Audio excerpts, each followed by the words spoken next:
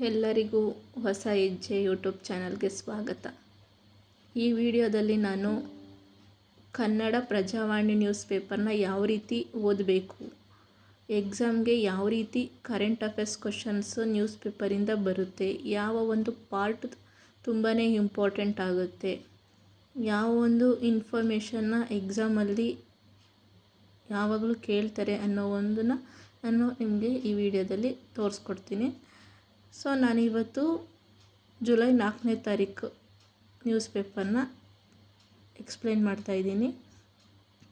ನೋಡಿ, ನೀವು ನೋಡ್ತಾ ಇರ್ಬೋದು ವಿಡಿಯೋನ ರೈಟ್ ಸೈಡಲ್ಲಿ ರೈತರ ಪ್ರತಿಭಟನೆ ಮೇಲೆ ಒಂದು ನ್ಯೂಸ್ ಬಂದಿದೆ. ಸೊ ರಾಜ್ಯವನ್ನು ಬರಪೀಡಿತ ಎಂದು ಘೋಷಿಸುವಂತೆ ಆಗ್ರಹಿಸಿ ರಾಜ್ಯ ರೈತ ಸಂಘಟನೆಗಳ ಒಕ್ಕೂಟ ಹಾಗೂ ರಾಜ್ಯ ಕಬ್ಬು ಬೆಳೆಗಾರರ ಸಂಘದ ಸದಸ್ಯರು ಮೈಸೂರಿನಲ್ಲಿ ಪ್ರತಿಭಟನೆ ನಡೆಸಿದರು. ನಮಗೆ ರೈತರ ಬಗ್ಗೆ ಒಂದು ನ್ಯೂಸ್ ಬಂತು ಅಂದರೆ ನಮಗದು ತುಂಬಾ ಇಂಪಾರ್ಟೆಂಟ್ ಆಗಿರುತ್ತೆ. ಸೊ ಕೃಷಿ ಮೇಲಿರ್ಬೋದು, ರೈತರ ಒಂದು ಹೋರಾಟದ ಮೇಲೆ ನಮಗೆ ಕ್ವಶನ್ ಬರುವಂಥ ಚಾನ್ಸಸ್ ಇರುತ್ತೆ. ಸೊ ಒಂದು ವಿಡಿಯೋದಲ್ಲಿ ಲೆಫ್ಟ್ ಸೈಡಲ್ಲಿ ನೋಡಿ, ಒಂದು ಕ್ರೀಡೆ ಬಗ್ಗೆ ಕೇಳಿದ್ದಾರೆ, ಶಾಯಿ ಶತಕ ಅಂತ. ಭಾರತ ಎ ತಂಡದ ಬ್ಯಾಟರ್ ಸಾಯಿ ಸುದರ್ಶನ್ ಅವರು ಗೋಲ್ನಲ್ಲಿ ನಡೆಯುತ್ತಿರುವ ಶ್ರೀಲಂಕಾ ಎ ತಂಡದ ಎದುರು ಅಜೇಯ ಶತಕ ಗಳಿಸಿದರು. ಸೊ ಅದು ಕೂಡ ನಮಗೆ ಎಕ್ಸಾಮ್ನಲ್ಲಿ ಕೇಳುವಂತಹ ಕ್ವಶನ್ ಇರುತ್ತೆ. ಸೊ ಯಾವ ಒಂದು ದೇಶದಲ್ಲಿ ನಡೀತು, ಯಾರು ಒಂದು ಬ್ಯಾಟರ್ ಮಾಡಿದ್ರು, ಸೊ ಯಾವ ದೇಶ ಅಜಯ ಗಳಿಸ್ತು, ಯಾರ ವಿರುದ್ಧ ಅಜಯ ಗಳಿಸಿದ್ದಾರೆ ಅನ್ನೋದನ್ನ ಕೇಳ್ತಾರೆ. ಸೊ ನೆಕ್ಸ್ಟ್ ನೋಡಿ, BLO ಮನೆ ಭೇಟಿ ಕಡ್ಡಾಯ ಅನ್ನೋದು ಒಂದು ನ್ಯೂಸ್ ಇದೆ. ಸೊ BLO ಅದು ಒಂದು ಚುನಾವಣೆಗೆ ಪಟ್ಟಿರುವಂಥದ್ದು. ಸೊ BLO ಅಂದರೆ ಏನು ಅನ್ನೋದನ್ನ ನೀವು ತಿಳ್ಕೊಬೇಕಾಗುತ್ತೆ. ಸೊ ಅಲ್ಲಿ ನಮಗೆ ತುಂಬ ಅದೊಂದು ಎಕ್ಸಾಮ್ಗೇನು ಅವಶ್ಯಕತೆ ಇರಲ್ಲ. ಸೊ ಚುನಾವಣೆ ಬಗ್ಗೆ ಇರೋದ್ರಿಂದ ಸೊ ನೀವು ನೋಡಿ, ಇಲ್ಲಿ KPSC ಅಧ್ಯಕ್ಷ ರಾಜೀನಾಮೆ ನೀಡಲಿ, ಸಂಪುಟ ವಿಸ್ತರಣೆ ಕಸರತ್ತು, ದೆಹಲಿಗೆ CM DKಶಿ, ಇದೆಲ್ಲ ನಮಗೆ ಎಕ್ಸಾಮ್ಗೆ ಅವಶ್ಯಕತೆ ಇಲ್ಲ. ಸೊ ನಮಗೆ ಎಕ್ಸಾಮ್ ಪಾಯಿಂಟ್ ಆಫ್ ವ್ಯೂ ಯಾವ ಒಂದು ಇನ್ಫಾರ್ಮೇಷನ್ ನಮಗೆ ಅವಶ್ಯಕತೆ ಇರುತ್ತೋ ಆ ಒಂದು ಇನ್ಫಾರ್ಮೇಷನ್ನ ನಾವು ಓದ್ಕೋಬೇಕಾಗಿರುತ್ತೆ. ಸೊ ಇಲ್ಲಿ ನೀವು ನೋಡಿ, ಕಾರ್ಮಿಕರ ಜೀವಕ್ಕೆ ಕುತ್ತಾದ ಕ್ವಾರಿ ಅಂತ ಅನ್ನೋದಿದೆ. ಸೊ ಕೂಲಿಗಾಗಿ ಬಂದು ಕೊನೆಯುಸಿರೆಳೆದ ಕಾರ್ಮಿಕರು, ಸುರಕ್ಷತೆ ನಿರ್ಲಕ್ಷ್ಯ ಅಂದರೆ ಅಲ್ಲಿ ಒಂದು ಯಾವುದೇ ರೀತಿ ಸುರಕ್ಷತೆ ಇಲ್ಲದೆ ಕಾರ್ಮಿಕರು ತಮ್ಮ ಜೀವವನ್ನು ಕಳ್ಕೊಂಡಿದ್ದಾರೆ ಅನ್ನೋದನ್ನು ನಾವು ಇಲ್ಲಿ ನೋಡ್ತಾ ಇದ್ದೀವಿ.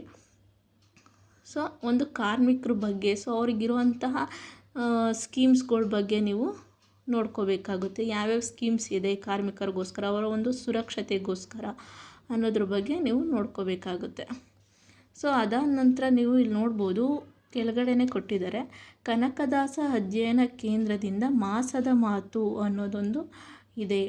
ಸೊ ಏನದು ಮಾಸದ ಮಾತು ಅನ್ನೋದಂತಂದರೆ, ಇತ್ತೀಚೆಗೆ ಸಂತ ಕವಿ ಕನಕದಾಸ ಮತ್ತು ತತ್ವಪದಕಾರರ ಅಧ್ಯಯನ ಕೇಂದ್ರವು ಪ್ರತಿ ತಿಂಗಳ 1ನೇ ಶನಿವಾರ ಮಾಸದ ಮಾತು ಕಾರ್ಯಕ್ರಮ ನಡೆಸಲು ಮುಂದಾಗಿದೆ. ಸೊ ಗಾಯನ, ಮಾತು, ಸಂವಾದವನ್ನು ಈ ಕಾರ್ಯಕ್ರಮವು ಒಳಗೊಂಡಿದೆ. ಸೊ ಎಲ್ಲಿ ಇದರದ ಒಂದು ಕೇಂದ್ರ ಇದೆ ಅಂದರೆ ಮಲ್ಲತ್ತಳ್ಳಿ. ಸೊ ಬೆಂಗಳೂರಿನ ಮಲ್ಲತ್ತಳ್ಳಿಯಲ್ಲಿ ಈ ಒಂದು ಕೇಂದ್ರವು ಈ ಒಂದು ಕಾರ್ಯಕ್ರಮನ ನಡೆಸಬೇಕು ಅನ್ನೋದೊಂದು ಹಮ್ಮಿಕೊಂಡಿದೆ. ಸೊ ಇದರ ಒಂದು ಕೇಂದ್ರದ ಅಧ್ಯಕ್ಷ ಅದೆಲ್ಲ ಕೊಟ್ಟಿದ್ದಾರೆ, ಯಾವ ಟೈಮು ಮತ್ತು ಅವರ ಒಂದು ಕಾವ್ಯ ರಾಮಧಾನ್ಯ ಚರಿತೆ ಇದ್ರ ಬಗ್ಗೆ ಎಲ್ಲ ನೀವು ನೋಡ್ಕೋಬೇಕಾಗುತ್ತೆ. ಸೊ ನೆಕ್ಸ್ಟ್ ಏನಿದೆ ಅಂತಂದರೆ, ನಮಗೆ ಎಕ್ಸಾಮ್ ಪಾಯಿಂಟ್ ಆಫ್ ವ್ಯೂ ಇರೋದ್ರಿಂದ ಯಾವ ನಮಗೂ ಒಂದು ಎಕ್ಸಾಮ್ಗೆ ಅವಶ್ಯಕತೆಯೋ ಅದನ್ನು ಮಾತ್ರ ನಾವು ನೋಡ್ಕೋಬೇಕಾಗುತ್ತೆ. ಸೊ ನೆಕ್ಸ್ಟ್ ನಮಗೆ ಇಲ್ಲಿ ನೀವು ನೋಡ್ಬೋದು, ಒಂದು ರಾಜಕೀಯ ಸಂಬಂಧಪಟ್ಟಿರೋ ವಿಷಯನೆಲ್ಲ ಜಾಸ್ತಿ ಓದೋಕ್ಕೆ ಹೋಗಬೇಡಿ. ಸೊ ನಮಗೆ ಯಾವುದು ತುಂಬ ಎಕ್ಸಾಮ್ಗೆ ಎಫೆಕ್ಟಿವ್ ಆಗಿದೆ ಅದನ್ನು ಮಾತ್ರ ನಾವು ಓದಬೇಕಾಗುತ್ತೆ.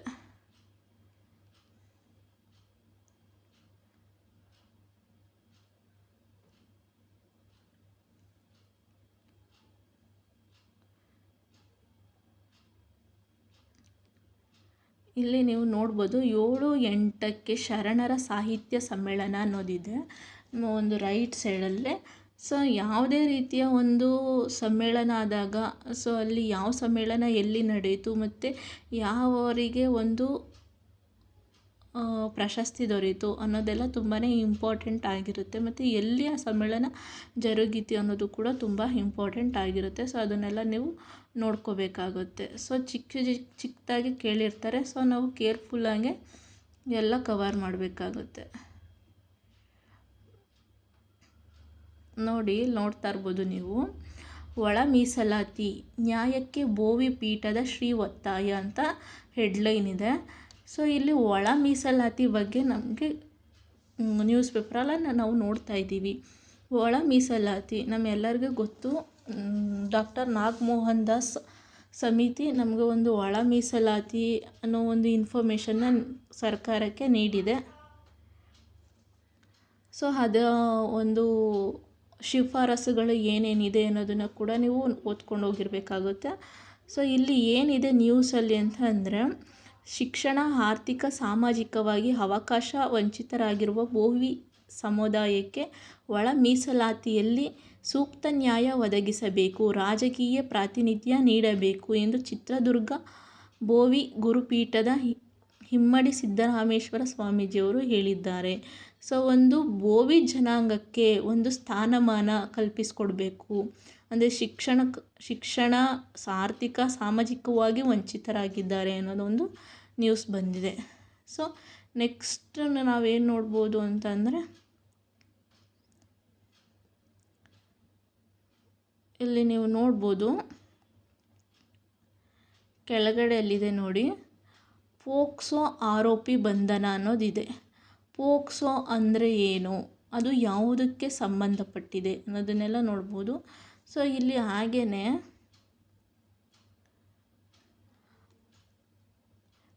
ಪದ್ಮಗೆ ಸಾಹಿತ್ಯ ಅಕಾಡೆಮಿ ದತ್ತಿ ಪ್ರಶಸ್ತಿ ಅನ್ನೋದಿದೆ. ಅಂದರೆ ನಾನು ನಿಮಗೆ ವಿಡಿಯೋದಲ್ಲಿ ಮುಂಚೆಗೆ ಹೇಳಿದ್ದೀನಿ, ನಿಮಗೆ ಯಾವುದಾದ್ರೂ ಪ್ರಶಸ್ತಿಗಳು ಬರಲಿ ಅದು ತುಂಬಾ ಇಂಪಾರ್ಟೆಂಟು. KEA ಕೇಳುವಂತಹ ಕ್ವಶನ್ ಪೇಪರಲ್ಲಿರ್ಬೋದು ಅಥವಾ KPSC ಕೇಳುವಂತಹ ಕ್ವಶನ್ ಪೇಪರಲ್ಲಿರ್ಬೋದು, ಪ್ರಶಸ್ತಿಗಳ ಮೇಲೆ ಒಂದು ಕ್ವಶನ್ನು ಖಂಡಿತವಾಗೂ ಕೇಳ್ತಾರೆ. ಸೊ ನೋಡಿ, ಇಲ್ಲಿ ದತ್ತಿ ಪ್ರಶಸ್ತಿ ಮೇಲೆ ಕೇಳಿದ್ದಾರೆ. ಸೊ ಅದು ಕೂಡ ತುಂಬ ಇಂಪಾರ್ಟೆಂಟು.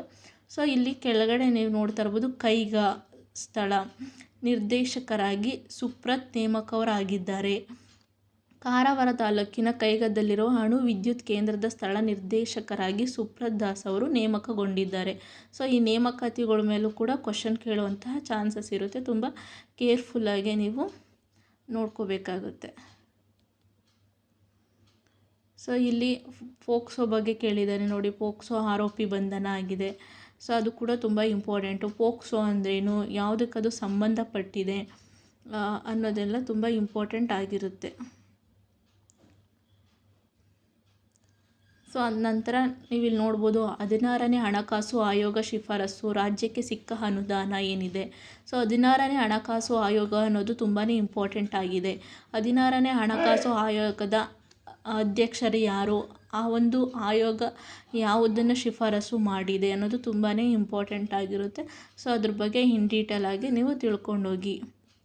ಸೊ ನೀವು ನೋಡ್ಬೋದು, 16ನೇ ಹಣಕಾಸು ಆಯೋಗದ ಶಿಫಾರಸಿನ ಪ್ರಕಾರ ಕರ್ನಾಟಕದ ಗ್ರಾಮ ಪಂಚಾಯಿತಿಗಳಿಗೆ 18,889 ಕೋಟಿ ಅನುದಾನ ಆಗಿದೆ. ಸೊ ಇದನ್ನು ತುಂಬಾ ಕೇರ್ಫುಲ್ಲಾಗಿ ನೋಡ್ಕೊಳ್ಳಿ. ಸೊ ಅದಾದ ನಂತರ ಏನಿದೆ ಅಂದರೆ,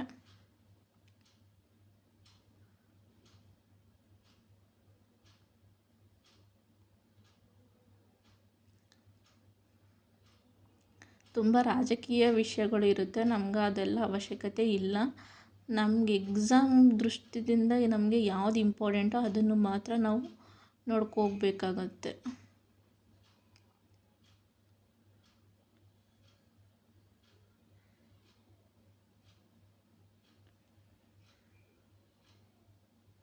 ಸೊ ಇಲ್ಲಿ ನೀವು ನೋಡ್ತಾ ಇರ್ಬೋದು, ನೇಮಕಾತಿ ಅನ್ನೋದಿದೆ. 341 ಶಿಕ್ಷಕರಿಗೆ ಕೋರ್ಟ್ ಅನುಮತಿ ನೀಡಿದೆ. ಪದವೀಧರ ಪ್ರಾಥಮಿಕ ಶಾಲಾ ಶಿಕ್ಷಕರ ನೇಮಕಾತಿ ಬಗ್ಗೆ ಇಲ್ಲಿ ನೀಡಿದ್ದಾರೆ. ಸೊ ಅದನ್ನು ನೋಡ್ಕೊಂಡು ಹೋಗಿ.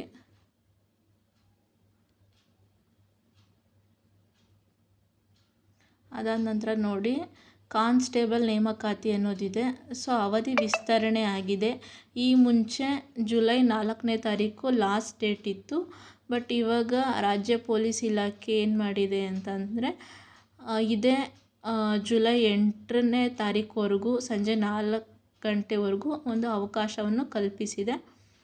ಸೊ ಅರ್ಜಿ ತಿದ್ದುಪಡಿ ಮಾಡಲು ಇದೇ 9ರಿಂದ 12ರವರೆಗೆ ಅವಕಾಶ ನೀಡಲಾಗಿದೆ ಎಂದು ಗೃಹ ಸಚಿವ ಪ್ರಿಯಾಂಕ್ ಖರ್ಗೆ ಅವರು ತಿಳಿಸಿದ್ದಾರೆ. ಸೊ ಕರ್ನಾಟಕ ಪರೀಕ್ಷಾ ಪ್ರಾಧಿಕಾರ ನಡೆಸುತ್ತಿರುವ ನೇಮಕಾತಿ ಪ್ರಕ್ರಿಯೆಯಲ್ಲಿ ಮೀಸಲು ಪೊಲೀಸ್ ಕಾನ್ಸ್ಟೇಬಲ್ ವಿಭಾಗದ ಹುದ್ದೆಗಳಿಗೆ 2,80,216 ಅಭ್ಯರ್ಥಿಗಳು ಹಾಗೂ ಕಲ್ಯಾಣ ಕರ್ನಾಟಕ ವಿಭಾಗದ ಹುದ್ದೆಗಳಿಗೆ 59,309 ಅಭ್ಯರ್ಥಿಗಳು ಅರ್ಜಿ ಸಲ್ಲಿಸಿದ್ದಾರೆ. ಸೊ ನೀವು ನೋಡ್ಬೋದು, ಅಂತಂದರೆ ತುಂಬ ಜನಕ್ಕೆ ಒಂದು ಸ್ವಲ್ಪ ಸರ್ವರ್ ಬ್ಯುಸಿ ಇರೋಂಥ ಕಾರಣ ಇರ್ಬೋದು, ಒಂದು ಡಾಕ್ಯುಮೆಂಟ್ಸ್ ತೊಂದರೆ ಇರ್ಬೋದು. ಸೊ ಒಂದು ಕೆಲವು ಅಭ್ಯರ್ಥಿಗಳು ಅಪ್ಲಿಕೇಶನ್ ಹಾಕೋಕ್ಕೆ ಸಾಧ್ಯ ಆಗ್ತಿರಲ್ಲ. ಸೊ ಅಂತಹ ಅಭ್ಯರ್ಥಿಗಳು ಇವಾಗ ಅವಧಿ ವಿಸ್ತರಣೆ ಆಗಿರೋದ್ರಿಂದ ನೀವು ಈಸಿಯಾಗಿ ಅಪ್ಲೈ ಮಾಡ್ಕೋಬೋದು. ಸೊ ನೆಕ್ಸ್ಟು ಏನಿದೆ ಅಂದರೆ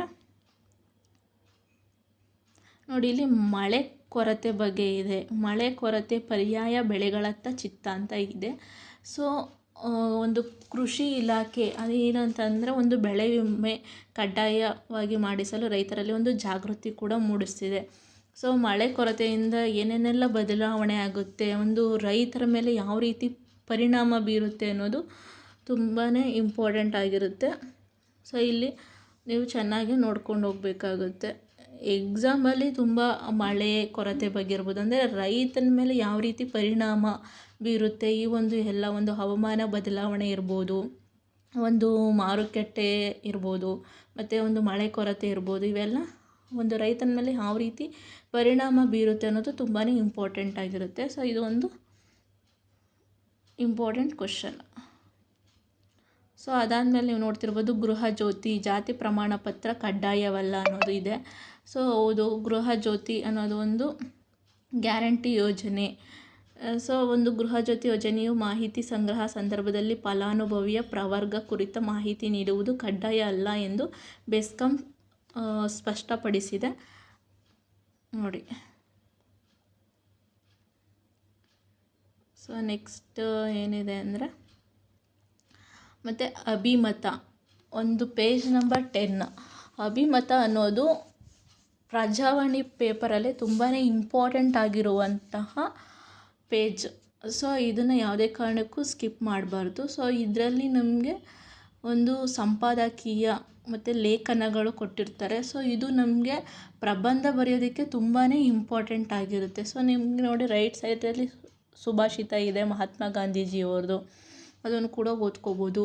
ಸೊ ಈ ಒಂದು ಲೇಖನಗಳು, ಈ ಒಂದು ಎಡಿಟೋರಿಯಲ್ ಪಾರ್ಟ್ಸ್ ಏನಿದೆ, ಸೊ ನಮಗೆ ಒಂದು ಎಕ್ಸಾಮಲ್ಲಿ ಒಂದು ಪ್ರಬಂಧ ಬರೆಯೋದಕ್ಕಿರ್ಬೋದು, ಇಲ್ಲ ಯಾವ ರೀತಿ ನಾವು ಸೆಂಟೆನ್ಸ್ನ ಫಾರ್ಮೇಷನ್ ಮಾಡೋದಕ್ಕಿರ್ಬೋದು, ತುಂಬಾ ಹೆಲ್ಪ್ ಮಾಡುತ್ತೆ. ಸೊ ಇಲ್ಲಿ ಸಂಪಾದಕೀಯದಲ್ಲಿ ಕೇಳಿದೆ ನೋಡಿ, ಕಾರ್ಮಿಕರ ಸುರಕ್ಷತೆಗಿಲ್ಲ ಹೊತ್ತು ಬಡಪಾಯಿಗಳ ಜೀವಕ್ಕೆ ಕುತ್ತು ಅನ್ನೋದಿದೆ. ಸೊ ರೀಸೆಂಟಾಗಿ 7 ಜನ ಕಲ್ಲು ಕ್ವಾರಿ ಚಟುವಟಿಕೆಯಲ್ಲಿ ಅಪಘಾತ ಸಂಭವಿಸಿ 7 ಜನ ದುರ್ಮರಣ ಹೊಂದಿದ್ದಾರೆ. ಸೊ ಈ ರೀತಿಯಾಗಿ ಒಂದು ಕ್ವಶನ್ನ ನೀವು ಎಕ್ಸ್ಪೆಕ್ಟ್ ಮಾಡ್ಬೋದು ಎಕ್ಸಾಮಲ್ಲಿ. ಸೊ ಇದೆಲ್ಲ ನಮಗೆ ಒಂದು ಪ್ರಬಂಧ ಬರೆಯೋದಕ್ಕೆ ತುಂಬಾ ಇಂಪಾರ್ಟೆಂಟ್ ಆಗಿರುತ್ತೆ. ಸೊ ಕೇರ್ಫುಲ್ಲಾಗೆ ಓದ್ಕೊಂಡು ಹೋಗಬೇಕಾಗುತ್ತೆ.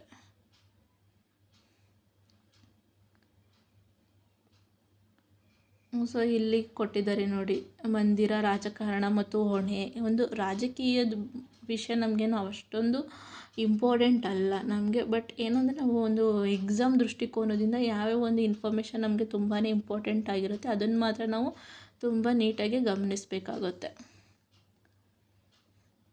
ನೋಡಿ, ಇಲ್ಲಿ ರೈಟ್ ಸೈಡಲ್ಲಿದೆ, ಮಳೆ ಕೊರತೆಗೆ ಮೋಡ ಬಿತ್ತನೆ ಪರಿಹಾರ. ಮೋಡ ಬಿತ್ತನೆ ಇದು ಒಂದು ಸೈನ್ಸಿಗೆ ಸಂಬಂಧಪಟ್ಟಿರುವಂತಹ ಕ್ವಶನ್ನು. ಸೊ ಮೋಡ ಬಿತ್ತನೆ ಯಾವ ರೀತಿ ಮಾಡ್ತಾರೆ, ಯಾವ ಒಂದು ಸೂತ್ರನ ಅಪ್ಲೈ ಮಾಡ್ತಾರೆ ಅನ್ನೋದನ್ನೆಲ್ಲ ನೋಡ್ಕೋಬೇಕಾಗುತ್ತೆ.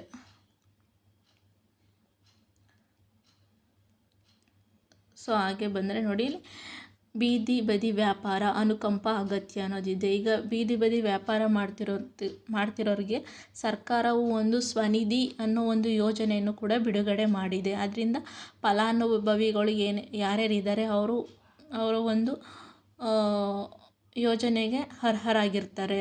ಸೊ ಅದಕ್ಕೆ ಬೀದಿ ಬದಿ ವ್ಯಾಪಾರಿಗಳಿಗೆ ಅನುಕಂಪ ಅಗತ್ಯ ಅನ್ನೋ ಒಂದು ಟೈಟಲ್ ಕೊಟ್ಟಿದ್ದಾರೆ.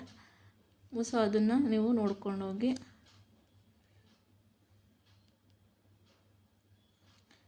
ಅಲ್ಲಿ ರಾಷ್ಟ್ರೀಯ ಸ್ವಯಂ ಸೇವಕ ಸಂಘವನ್ನು ನೋಂದಣಿ ಮಾಡಿಸಬೇಕೇ ಬೇಡವೆನ್ನುವುದರ ಬಗ್ಗೆ 2 ಅಭಿಪ್ರಾಯಗಳು ಕೊಟ್ಟಿದ್ದಾರೆ. ಸೊ ಇದು ನಮಗೆ ತುಂಬಾ ಇಂಪಾರ್ಟೆಂಟ್. ಅಂದರೆ ಇಲ್ಲಿ ರಾಷ್ಟ್ರೀಯ ಸ್ವಯಂ ಸೇವಕ ಸಂಘ ಇರೋದ್ರಿಂದ ಬಟ್ ಅವ್ರು ನೀಡಿರುವಂತಹ 2 ಪಾರ್ಟ್ ಇದೆ ನೋಡಿ, RSS. ಸೊ ಹೊಣೆಯೇ ಬೇಡವೇ ನೋಂದಣಿ ಹಾಗೇಕೆ 2 ಪಾರ್ಟ್ ಇದು ನಮಗೆ ತುಂಬಾ ಇಂಪಾರ್ಟೆಂಟ್. ಅಂದರೆ ಹೆಂಗೆ ಅಂತ ಹೇಳಿದ್ರೆ, ಸೊ ಡಿಬೇಟ್ ಅಂದರೆ ನಮಗೂ ಒಂದು ಪ್ರಬಂಧ ಬರೆಯೋದಕ್ಕಿರ್ಬೋದು, ಒಂದು ಎಕ್ಸಾಮ್ ಪಾಯಿಂಟ್ ಆಫ್ ವ್ಯೂ ಇದು ತುಂಬಾ ಇಂಪಾರ್ಟೆಂಟ್ ಆಗುತ್ತೆ. ಅಂದರೆ ಯಾವ ರೀತಿ ಡಿಬೇಟ್ ಚರ್ಚೆ ಮಾಡಬೇಕು ಅನ್ನೋದು ತುಂಬಾ ನಮಗೆ ಎಕ್ಸಾಮ್ ಟೈಮಲ್ಲಿ ಯೂಸ್ಫುಲ್ ಆಗುತ್ತೆ. ಸೊ ನೆಕ್ಸ್ಟ್ ನೋಡೋದಾದರೆ ಇಲ್ಲಿ ನೋಡ್ತಿರ್ಬೋದು ನಿಮಗೆ ಲೆಫ್ಟ್ ಸೈಡಲ್ಲಿ ಎಥನಾಲ್ ಬಗ್ಗೆ ಕೇಳಿದ್ದಾರೆ. ಪೇಜ್ ನಂಬರ್ 12ಅಲ್ಲಿ ಎಥನಾಲ್ ಕೇಂದ್ರ ಸ್ಪಷ್ಟನೆ ನೀಡಿದೆ. ಏನಂತ ಹೇಳಿದ್ರೆ, E20 ಪೆಟ್ರೋಲ್ ಮಾರಾಟ ವ್ಯವಸ್ಥೆಯ ಬಗ್ಗೆ ಸಾಮಾಜಿಕ ಜಾಲತಾಣಗಳ ಮೂಲಕ ತಪ್ಪು ಮಾಹಿತಿ ಹರಡಲಾಗುತ್ತಿದೆ ಎಂದು ಹೇಳಿರುವ ಕೇಂದ್ರ ಸರ್ಕಾರವು ಇದರ ಬಗ್ಗೆ 10 ಅಂಶಗಳ ಸ್ಪಷ್ಟತೆಯನ್ನು ಶುಕ್ರವಾರ ನೀಡಿದೆ ಅಂತ ಕೇಳಿದೆ. ವೈಜ್ಞಾನಿಕ ಅಧ್ಯಯನ, ಅಂತರ ರಾಷ್ಟ್ರೀಯ ಮಟ್ಟದಲ್ಲಿನ ಅನುಭವ ಹಾಗೂ ನಿಯಮಗಳ ಅನ್ವಯ ಈ ಯೋಜನೆಯನ್ನು ಜಾರಿಗೆ ತರಲಾಗಿದೆ ಎಂದು ಕೇಂದ್ರ ಪೆಟ್ರೋಲಿಯಂ ಮತ್ತು ನೈಸರ್ಗಿಕ ಅನಿಲ ಸಚಿವಾಲಯವು ಹೇಳಿದೆ. 1 ಲೀಟರ್ ಎಥನಾಲ್ ಉತ್ಪಾದಿಸಲು 10,000 ಲೀಟರ್ ನೀರು ಬೇಕು ಎಂಬ ಮಾತುಗಳು ಸುಳ್ಳು. ದೇಶದ ಆಹಾರ ಭದ್ರತೆಗೆ ಅಗತ್ಯವಿರುವ ಅಕ್ಕಿಯನ್ನು ತೆಗೆದಿರಿಸಿದ ನಂತರ ಉಳಿಯುವ ಹೆಚ್ಚುವರಿ ಅಕ್ಕಿಯನ್ನು ಮಾತ್ರ ಎಥನಾಲ್ ಉತ್ಪಾದನೆಗೆ ಬಳಸಲಾಗುತ್ತಿದೆ ಎಂದು ಸ್ಪಷ್ಟನೆ ನೀಡಿದೆ. ಸೊ ಈ ಥರ ಇನ್ಫಾರ್ಮೇಷನ್ ಕೂಡ ತುಂಬಾ ಇಂಪಾರ್ಟೆಂಟ್ ಆಗಿರುತ್ತೆ. ಸೊ ನೆಕ್ಸ್ಟ್ ನೋಡೋದಾದರೆ ಇಲ್ಲಿ ಯೂಸರ್ ನೇಮ್ ಸೈಬರ್ ಅಪರಾಧಕ್ಕೆ ಅವಕಾಶ. ಈಗ ತುಂಬಾ ನವೇಡೇಸ್ ತುಂಬಾ ಸೈಬರ್ ಕ್ರೈಮ್ಸ್ ತುಂಬಾ ನಡೀತಿದೆ. ಸೊ ಕೇರ್ಫುಲ್ಲಾಗಿ ನೀವು ಯಾವುದೇ ರೀತಿ ನಿಮ್ಮ ಒಂದು ಫೋನ್ಗೆ ಯಾವುದೇ ರೀತಿ ಒಂದು ಮೆಸೇಜ್ ಅಥವಾ ಲಿಂಕ್ಗಳು ಬಂದಾಗ ಅದನ್ನ ಮೇಲೆ ನೀವು ಇಮಿಡಿಯೇಟಾಗಿ ಕ್ಲಿಕ್ ಮಾಡೋಕ್ಕೆ ಹೋಗಬೇಡಿ. ಇಮಿಡಿಯೇಟಾಗಿ ಓಪನ್ ಮಾಡಿ ನೋಡೋಕ್ಕೆ ಹೋಗಬೇಡಿ. ನಿಮ್ಮ ಒಂದು ಫೋನ್ ಹ್ಯಾಕ್ ಆಗುವಂಥ ಚಾನ್ಸಸ್ ಕೂಡ ತುಂಬಾ ಇರುತ್ತೆ. ಸೊ ನೆಕ್ಸ್ಟ್ ಇಲ್ಲೇ ನೋಡ್ತಿರ್ಬೋದು, ರಷ್ಯಾದಲ್ಲಿ ಇಂಧನ ಕೊರತೆ, ಜನರ ಪರದಾಟ. ಸೊ ಏನಕ್ಕೆ ಇಂಧನ ಕೊರತೆ ಅಂತಂದರೆ ಇವಾಗ ವಾರ್ ನಡೀತಿರೋದ್ರಿಂದ ಸೊ ಇಂಧನದ ಕೊರತೆ ಉಂಟಾಗಿದೆ. ಸೊ ಇದನ್ನೆಲ್ಲ ನೋಡ್ಕೊಂಡೋಗಿ. ಅದಾದ ನಂತರ ಇಲ್ಲಿ ಕೆಳಗಡೆ ನೀವು ನೋಡ್ತಾ ಇರ್ಬೋದು, ಭಾರತ ಜಪಾನ್ ಬಾಂಧವ್ಯ ಸಂಭ್ರಮಕ್ಕೆ ಸಿದ್ಧತೆ ಅನ್ನೋದು ಕೂಡ ಒಂದು ಟೈಟಲ್ ಇದೆ. ಸೊ ಭಾರತ ಮತ್ತು ಜಪಾನ್ ನಡುವಿನ ದ್ವಿಪಕ್ಷೀಯ ಸಂಬಂಧಕ್ಕೆ ಮುಂದಿನ ವರ್ಷ 75 ವರ್ಷಗಳು ಪೂರ್ಣಗೊಳ್ಳುತ್ತಿವೆ.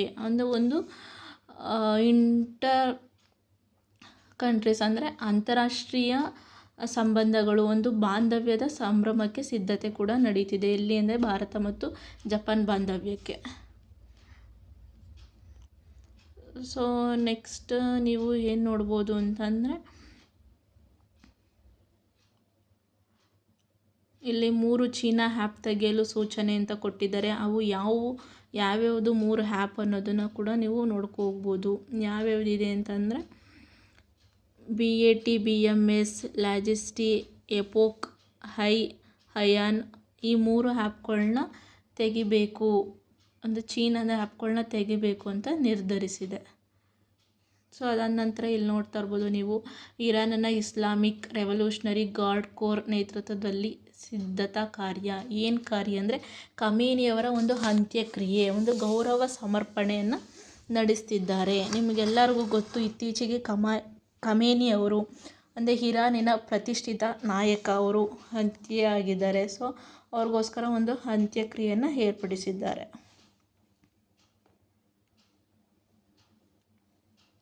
ಸೊ ಅದಾದ ನಂತರ ನೀವು ಇಲ್ಲಿ ನೋಡ್ಬೋದು, ರಾಮ ಮಂದಿರ ಟ್ರಸ್ಟ್ ಅಂತೆಲ್ಲ ಕೇಳಿದ್ದಾರೆ. ಸೊ ಅದನ್ನೆಲ್ಲ ಚೆನ್ನಾಗಿ ನೋಡ್ಕೊಳ್ಳಿ. ಅಂದರೆ ಅಯೋಧ್ಯೆ ಬಗ್ಗೆ ಎಲ್ಲ ಕೇಳಿದ್ದಾರೆ. ಸೊ ಇಲ್ಲಿ ಕ್ರೀಡೆ ಬಗ್ಗೆ ಇದೆ ನೋಡಿ, ಮಿಂಚಿದ ಬ್ರಂಟ್, ಫೈನಲ್ಗೆ ಇಂಗ್ಲೆಂಡ್ ಆ್ಯಂಡ್ ಜಯದ ಕನಸಿನಲ್ಲಿ ಶ್ರೇಯಸ್ ಪಡೆ. ಅಂದರೆ T20 ಸರಣಿ, ಭಾರತ ಇಂಗ್ಲೆಂಡ್ ಹಣಾಹಣಿ ಇಂದು. ಅಂದರೆ T20 ಬಗ್ಗೆ ಕೇಳಿದ್ದಾರೆ. ಎಕ್ಸಾಮ್ನಲ್ಲಿ ಒಂದು ಕ್ರೀಡೆ ಮೇಲೂ ಕೂಡ ಕ್ವಶನ್ನ ಕೇಳುವಂಥ ಚಾನ್ಸಸ್ ಇರುತ್ತೆ. ಸೊ ಇದು ಕೂಡ ಇಂಪಾರ್ಟೆಂಟು. ಅಂದರೆ ಯಾವ ದೇಶ ಗೆಲ್ತು, ಯಾವ ಒಂದು ದೇಶದ ವಿರುದ್ಧ ಅನ್ನೋದು ಕೂಡ ತುಂಬಾ ಇಂಪಾರ್ಟೆಂಟು. ಅದಾದ ನಂತರ ನೋಡಿ, ಇಲ್ಲಿ ಫಿಫಾ ವಿಶ್ವಕಪ್ 2026 ಈ ನೆಕ್ಸ್ಟ್ ಬರೋವಂತಹ KA ಕ್ವಶನಲ್ಲಿ ಇದೊಂದು ಕ್ವಶನ್ ಕೂಡ ತುಂಬಾ ಇಂಪಾರ್ಟೆಂಟ್ ಆಗಿರುತ್ತೆ. ಖಂಡಿತ ಈ ಕ್ವಶನ್ ಮೇಲೆ ಬಂದೇ ಬರುತ್ತೆ. ಸೊ ನೋಡಿ, ಇಲ್ಲಿ ರೊನಾಲ್ಡೋ, ರಾಮೋಸ್, ಕಾಲ್ ಚಳಕ ಅನ್ನೋದಿದೆ. ಸೊ 16ರ ಘಟ್ಟಕ್ಕೆ ಪೋರ್ಚುಗಲ್ ಪ್ರವೇಶ ಇದೆಲ್ಲ ಇದೆ ನೋಡಿ ಇಲ್ಲಿ. ಮತ್ತು ಮೈಕಲ್ ಒಯಾರ್ಜಬಾಲ್ 2 ಗೋಲು, ಸ್ಪೇನ್ಗೆ ಮಣಿದ ಆಸ್ಟ್ರಿಯಾ ಪಡೆ. ಸೊ ಕ್ರೀಡೆ ಮೇಲೆ ಕೂಡ ಕ್ವಶನ್ ಎಕ್ಸ್ಪೆಕ್ಟ್ ಮಾಡ್ಬೋದು ನಾವು. ಸೊ ಕ್ರೀಡೆನ ನೀವು ಇಗ್ನೋರ್ ಮಾಡಬೇಡಿ.